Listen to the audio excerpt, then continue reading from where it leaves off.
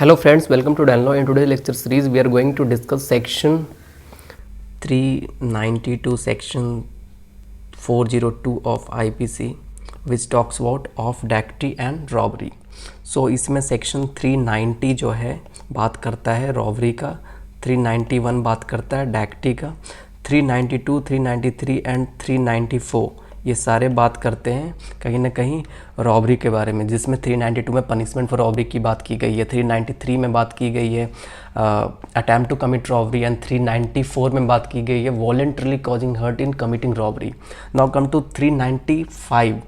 395 जो बात करता है, 395 बात करता है कहीं ना कहीं पनिशमेंट फॉर डैक्टी के बारे में. 396 बात करता है डैक्टी विथ मर्डर. 396 बात करता है डैक्टी विथ मर्डर. एंड उसके बाद जो जाते हैं सीधे सीधे 397, 398, बहुत सारे 397 में रॉबरी डैक्टी जो अटैम्प्ट करते हैं जो कि डेथ और ग्रीवियस हर्ट को लेकर जाता है. 398 में attempt to commit robbery with dacoity when, वो धीरे धीरे आगे पढ़ते जाएंगे. So let's read the bare act language of robbery, what the robbery says. 390 robbery. In all robbery there is either theft और एक्सटॉर्शन. सबसे पहले ये आया, जैसे कि आपको पता होगा कि थेफ्ट,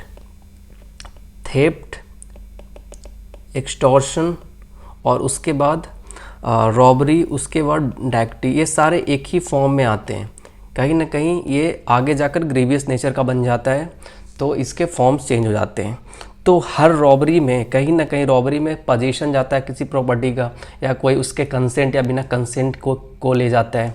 सो यहाँ पे रॉबरी, थेफ्ट और एक्सटॉर्शन ही रॉबरी बनता है. वो कैसे बनता है जानते हैं. कहीं ना कहीं robbery is a aggravated form of theft और एक्सटॉर्शन. कहीं ना कहीं रॉबरी जो है एग्रीवेटेड फॉर्म है थेफ्ट और एक्सटॉर्शन का, क्योंकि जब थेफ्ट और एक्सटॉर्शन जो है कहीं ना कहीं अकम्पेंड होता है, यानी साथ होता है किसका, फोर्स, इट बिकम्स रॉबरी.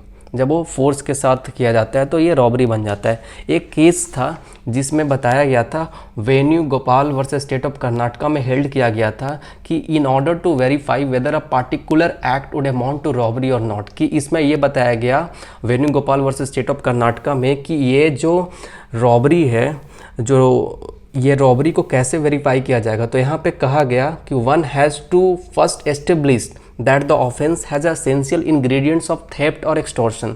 क्योंकि रॉबरी तब तक नहीं होगा जब तक वो एसेंशियल इंग्रेडिएंट्स नहीं वो सेटिस्फाई करेगा थेफ्ट और एक्सटॉर्शन का. तो यहाँ पे जैसे कि सेक्शन 390 के वेयर एक्ट लैंग्वेज में बोल रहा कि in all robbery there is इधर थेफ्ट और एक्सटॉर्शन. हर रॉबरी में कहीं ना कहीं थेफ्ट और एक्सटॉर्शन होता है.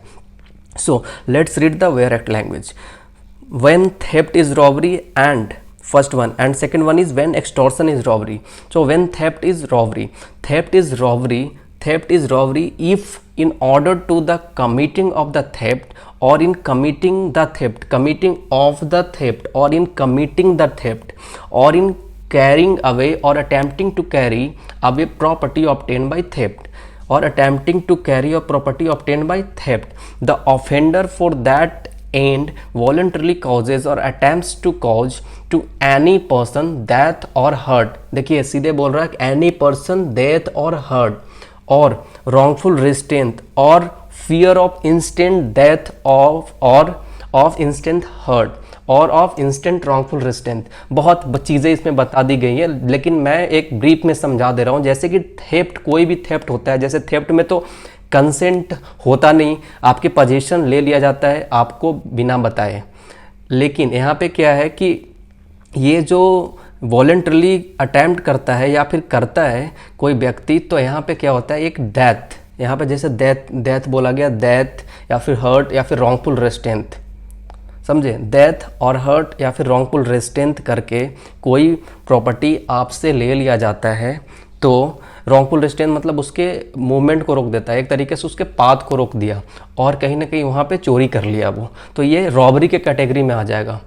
फियर ऑफ इंस्टेंट डेथ और हर्ट और रॉन्गफुल रेस्टेंट, ये 3 स्पेशल इंग्रेडिएंट्स हैं इसके, जो मेन कोर इंग्रेडिएंट्स इसके हैं, जो कि instant death, fear of instant death और हर्ट और रॉन्गफुल रेस्टेंट, या फिर डेथ, हर्ट और wrongful रेस्टेंट.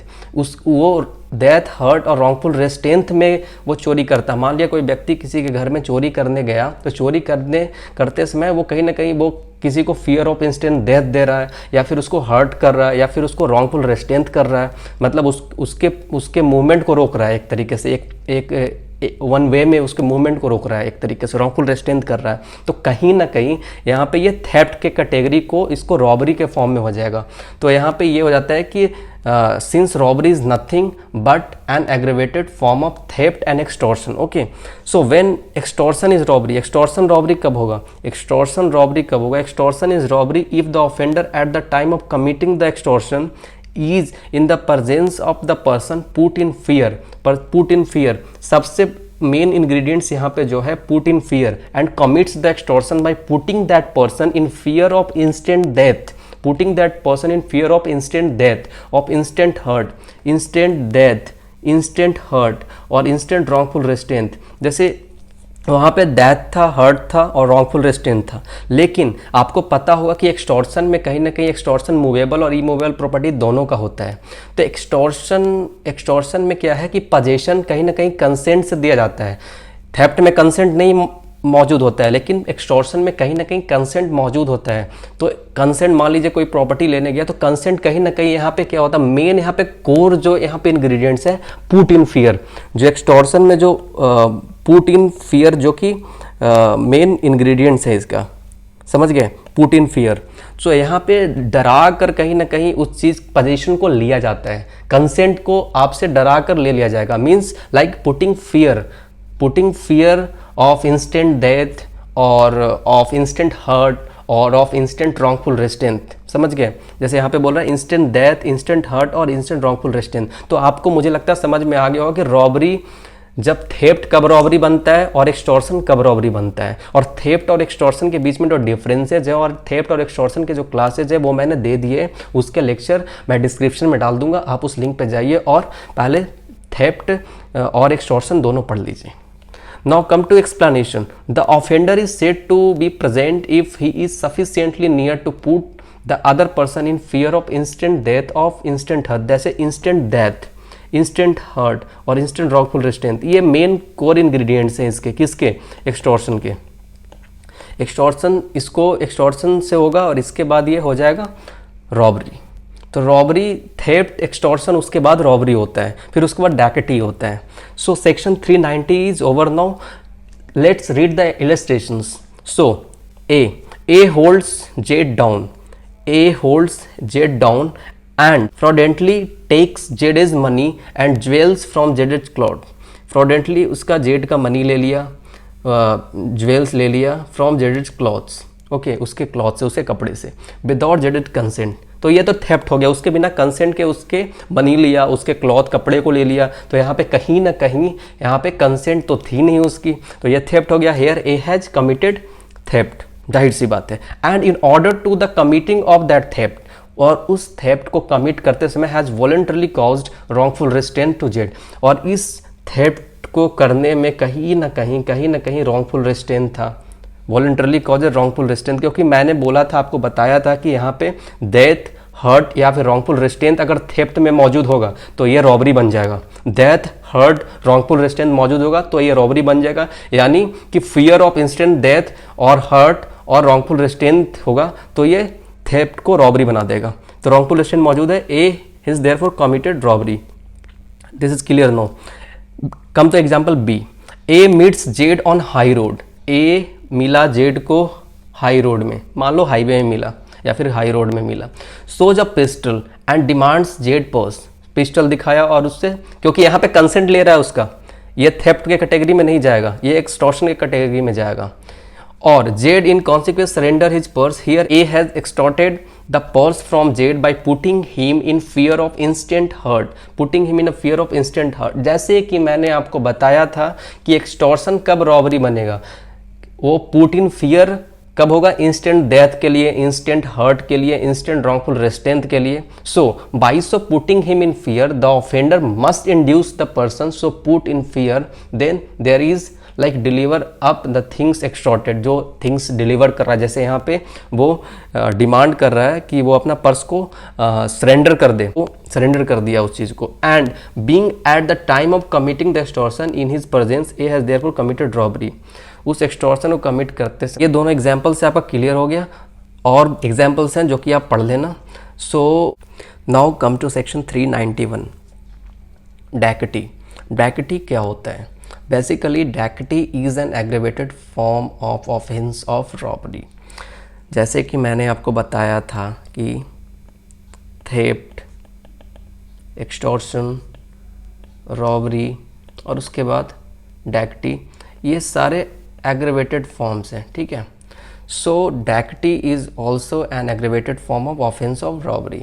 So this is also punishable under section 395 of IPC। So dacoity basically होता क्या है? Dacoity like there is a ingredient like 5 or more person conjointly commits or attempt to commits robbery। Robbery जब होता है तो robbery कहीं ना कहीं 5 या 5 से ज़्यादा व्यक्तियों से अगर रॉबरी किया जाए तो वो डैकेटी के कैटेगरी में फॉल करेगा, ना कि वो रॉबरी के कैटेगरी में फॉल करेगा। इसका मतलब ये कहने का जाहिर सी बात है कि 5 से अगर कम होंगे, मान लिया 4 होंगे, तो ये रॉबरी के कैटेगरी में हो जाएगा। तो कहीं ना कहीं ये ग्रेव फॉर्म है रॉबरी का, डैकेटी। 5 or more person conjointly commits or attempt to commits robbery. अब यहाँ पे क्या कह रहा है कि कॉन्जॉइंटली मतलब होता है, स्पेलिंग में लिख दे रहा हूँ, कॉन्जॉइंटली मतलब क्या होता है? कॉन्जॉइंटली मतलब होता है कि एक केस में Gopal Singh versus state of Uttar Pradesh, all India record 2000, supreme court 3616 में बताया गया था कि the word conjointly means United action of the person, United action of the person participating in the transaction, participating in the transaction मतलब किसी व्यक्तियों का एक समूह है, मान लिया 3, 4, 5 व्यक्ति हैं, 5 से ज़्यादा व्यक्तियों का समूह जाकर पार्टिसिपेट कर रहा है सेम एक्ट या सेम ट्रांजेक्शन को डैकेटी के फॉर्म में। तो ये एक हो गया आपका conjointly. Means Krishna Gopal Singh versus state of Uttar Pradesh पूरा नाम था, गोपाल सिंह मैंने बोल दिया था, Krishna Gopal Singh versus state of Uttar Pradesh. तो ये आप याद रखिएगा, dacoity is when 5 or more persons conjointly commits or attempt to commits a robbery, or where the whole number of person conjointly committing or attempting to commit, हमेशा लिखेगा ये committing or attempting to commit a robbery, and person present and aiding such commission or attempts amount to 5 or more, every person so committing, attempting or aiding is said to commit dacoity. I think ये lecture बहुत बड़ा हो जाएगा, सो मैं इसको जल्दी ख़त्म कर रहा हूँ धीरे धीरे। आगे जो फॉर्म्स हैं जैसे सेक्शन 392, 393, 394, ये पनिशमेंट की बात करता है, पनिशमेंट फॉर रॉबरी। अब रॉबरी के पनिशमेंट में क्या कर रहा है? Whoever commits robbery shall be punished with regular imprisonment for a term which may extend to 10 years and shall also liable to fine if the robbery be committed on highway between sunset and sunrise, the imprisonment may be extended to 14 years। Normal जो यहाँ पे सज़ा मिलती है punishment for robbery का जो सज़ा यहाँ पे है कहीं ना कहीं 10 साल का है। लेकिन अगर यही रॉबरी अगर हुआ हाईवे पे बिटवीन सनसेट, सूरज ढलने के बाद और सूरज उगने से पहले अगर ये चीज़ हुआ तो यहाँ पे क्या है कि ये सज़ा कहीं ना कहीं 14 वर्षों का आपको सज़ा होगा। 393 में अटैम्प्ट टू कमिट रॉबरी, अगर रॉबरी करने का आपने कोशिश किया तो यहाँ पे 7 साल का सज़ा मिलेगा, 7 years का। Voluntarily causing hurt in committing robbery, अगर आपने वॉलंटरली अगर आप विलफुली कर रहे हो हर्ट या फिर committing robbery, so if any person in committing or in attempting to commit robbery voluntarily causes hurt such person and any other person conjointly like jointly concerned in committing or attempting to commit such robbery shall be punished with imprisonment for life. यहाँ पे life imprisonment या imprisonment for life का यहाँ पे सजा है, समझ गए? Means voluntarily causing hurt or committing robbery, अगर वॉलंटरली विलफुली कर रहे हो अगर रॉबरी आप बिलफुली कर रहे हो अगर रॉबरी आप। 395 punishment for dacoity, as you know whoever commits dacoity shall be punished with imprisonment for life, imprisonment for life, remember imprisonment for life. और फिर इसके जो आगे जो सज़ा है वो फिर रेगुलर इम्प्रिजमेंट 10 साल का, means it can be extended to more than 10 years, 10 साल से लेकर लाइफ इम्प्रिजमेंट तक का सज़ा है इसमें डैकेटी के केस में। I think there is no problem. Now come to section 396. So dacoity with murder, section 396 talks about dacoity with murder, means the डकैती का डाका डालने तो गया पर उस घर में जाने के बाद मर्डर भी कर दिया। सो इफ़ एनी वन और 5 और मोर पर्सन, 5 या 5 व्यक्तियों का और से ज़्यादा, 5 से ज़्यादा व्यक्तियों का जो समूह जाएगा वो कॉन्जॉइंटली कमिटिंग डैकेटी कमिट्स मर्डर, यहाँ पे मर्डर कर दिया उसने। 396 में बता रहा है कि वो डकैती डालने गया पर उस समय उसने मर्डर भी कर दिया। इन सो कमिटिंग डैकेटी करने के समय में ही, so every one of those person shall be punished with death or imprisonment for life. Imprisonment for life से डेथ तक यहाँ पे सेंटेंस है, लेकिन रेगुलर इम्प्रिजमेंट जो 10 ईयर्स का है। So remember, come to section 397, robbery dacoity with attempt to cause death or grievous hurt, means robbery dacoity जो हुआ है किस लिए अटैम्प्ट किया है, कहीं ना कहीं डेथ करने के लिए या फिर ग्रीवियस हर्ट करने के लिए। So if at the time of committing robbery और डैकेटी करते समय the offender uses any deadly weapon, suppose offender uses any deadly weapon during the course of robbery और डैकेटी और causes grievous hurt to any person or attempts to cause death or grievous hurt to any person, the imprisonment with which such offender shall be punished shall not be less than 7 years। 7 साल से कम का सज़ा नहीं मिलेगा। Robbery डैकेटी कर रहा है और वो रॉबरी डैकेटी कहीं ना कहीं वो ऑफेंडर जो हो रहा है वो डेडली वेपन यूज करके किसी को ग्रीवियस हर्ट पहुंचाता है या किसी को मारने की कोशिश करता है। Come to 398, attempt to commit robbery और dacoity when armed with deadly weapon, कोशिश कर रहा है रॉबरी या फिर डैकेटी करने का आर्म विद डेडली वेपन। तो इस जगह पे सज़ा आपको जो होगा 7 साल से कम का नहीं होगा। मेकिंग प्रिपरेशन टू कमिट डैकेटी या डकैती जो बोलते हो हिंदी में, डकैती करने की प्रिपरेशन करना, जो कि उसमें 10 साल का सज़ा है। So punishment for belonging to gang of dacoits, डकैत के गैंग से अगर बिलोंग कर रहे हो तो इसके भी पनिशमेंट बहुत ज़्यादा हैं। 10 साल के पनिशमेंट है इसके। सेक्शन 400 आईपीसी में बताया गया है कि अगर आप किसी डकैत, मान लीजिए 5 या 5 से ज़्यादा व्यक्तियों का समूह है जो कि डाका डालने के लिए जा रहा है और उससे बिलोंग आप कर रहे हो उस गैंग से, तो आपको कहीं ना कहीं 10 साल का सज़ा मिलेगा, याद रखना।